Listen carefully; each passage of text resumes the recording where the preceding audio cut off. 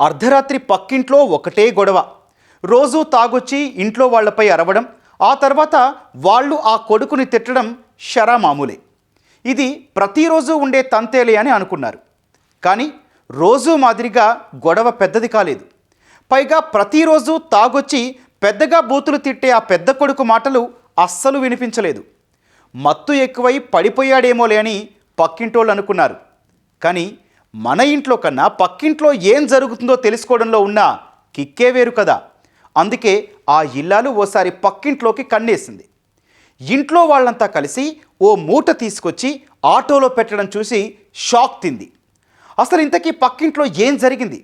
వాళ్ళు ఆటోలో పెట్టిన మూటలో ఏం ఉంది?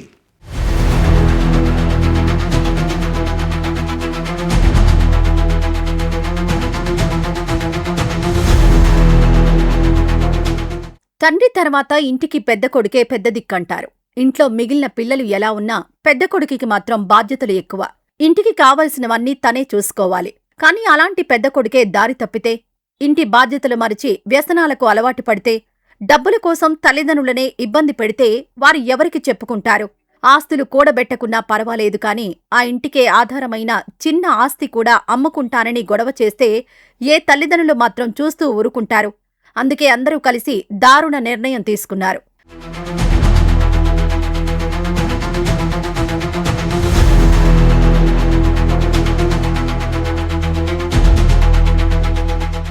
గుంటూరు జిల్లా తెనాలికి చెందిన కొల్లిపర కోటేశ్వరరావు ఆటో డ్రైవర్గా పనిచేస్తున్నాడు. ఇంటికి పెద్ద కొడుకుగా బాధ్యతగా వ్యవహరించాల్సిన కోటేశ్వరరావు చెడు వ్యసనాలకు బానిసగా మారాడు. సంపాదించిందంతా తాగి ఇంట్లో నిత్యం గొడవ పడేవాడు.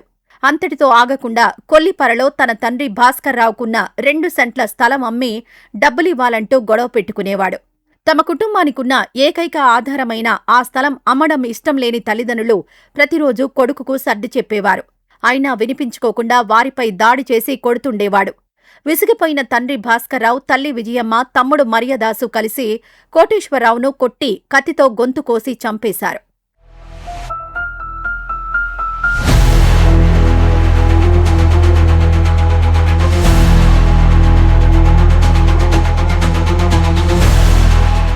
తెల్లారితే హత్య కేసు బయటపడి జైలుకు వెళ్లాల్సి వస్తుందని భయపడిన కుటుంబ సభ్యులు కోటేశ్వరరావు మృతదేహాన్ని మూటకట్టి అతని ఆటోలోనే తీసుకెళ్లి నదిలో పడేయాలని పథకం వేశారు.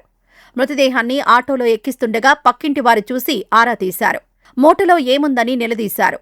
రక్తపు మడుగులో ఉన్న మూట విప్పి చూసి వెంటనే పోలీసులకు సమాచారమిచ్చారు. 12:01 నిమిషానికి రెండో గదిలో గొడవ అవుతుంటే ఏం జరిగిందా అని చెప్పి తాళాలు తీసుకుని బయటకు వచ్చాము. వచ్చేసరికి తల్లి, తండ్రి, కొడుకు, నానమ్మ, నలుగురు కలిసి ఆ అబ్బాయితో గొడవ పడుతున్నారు. ఆ అబ్బాయిని కొడుతున్నారు. ఆ అబ్బాయి పెద్ద పెద్దగా అరుస్తున్నాడు. నాన్న నన్ను చంపొద్దు, నానమ్మ నన్ను కొట్టొద్దు అని చెప్పి గట్టి గట్టిగా గొడవ చేస్తున్నాడు.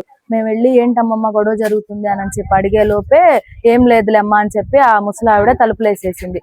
మాకు ఇంకా అప్పటికి నమ్మకం లేక మేము 112కు కాల్ చేసాము. పోలీసులు వెంటనే వచ్చి రెస్పాండ్ అయ్యారు. వాళ్ళు వచ్చి తలుపులు కొట్టినా ఎంతసేపు చేసినా గానీ ఏం తీయలేదు. తర్వాత వెళ్ళిపోయారు. మళ్ళీ వెళ్ళిపోయిన అరగంట గంట గ్యాప్ లో నల్ల కవర్ ఒకటి తీసుకొచ్చి ఆ కవర్ లో ఆయన వేసుకుని లాక్కుంటా ఈడ్చుకుంటూ వెళ్ళారు. మేము అందరం చూసాము. అది చూసి అరిసి గొడవ చేసి ఆటోలో ఎక్కించిన వ్యక్తిని చుట్టుపక్కల ఉన్న వాళ్ళందరం ఆపేసి పోలీస్ స్టేషన్కి వెళ్ళి కానిస్టేబుల్ గారిని తీసుకొచ్చాము. చుట్టుపక్కల వారంతా కలిసి పోలీసులకు సమాచారం ఇవ్వగా వారు అక్కడికి చేరుకొని నిందితులను అరెస్ట్ చేశారు. వారికి సహకరించిన బంధువు నాగేశ్వరమ్మను సైతం అదుపులోకి తీసుకున్నారు. పెద్దవాడు కోటేశ్వరరావు, చనిపోయిన కోటేశ్వరరావు ఈ తాగుడికి జలసాలకి బానిస అయ్యాడు. వీళ్ళు కొల్లిపారలో 2.5 సెంట్ల భూమి ఉంది. ఈ భూమిని అమ్మి మాకు డబ్బులు ఇస్తారా, లేకపోతే తాకట్టు పెట్టి నాకు జలసాలు డబ్బులు ఇస్తారా అని కుటుంబాన్ని మొత్తం తాగి వేధిస్తున్నాడు అనే క్రమంలో ఆ రోజు రాత్రి గొడవ జరిగింది. ఆ గొడవ జరిగిన క్రమంలో వీళ్ళు విసిగి వేసారు ఉండడంతో రోకలి బండతోనూ చపాతీ తయారు చేసి స్టిక్తో హెడ్ మీద కొట్టారు. అతను చనిపోయాడు. తర్వాత అక్కడ ఉన్న వైర్తో కూడా మెడ పూర్తి కన్ఫర్మ్ చేసుకోవడానికి బిగించారు. ఇవన్నీ చుట్టుపక్కల వారు అరుపులు కేకలిని 112 కాల్కి చేశారు. ఆ క్రమంలో వీళ్ళు విచారించిన క్రమంలో వీళ్ళు ఇట్లా డిస్క్లోజ్ చేశారు. ఉన్న 2.5 సెంట్ల భూమి తాగి వచ్చినప్పుడల్లా మమ్మల్ని ఇబ్బంది పెడుతున్నాడు, కొడుతున్నాడు.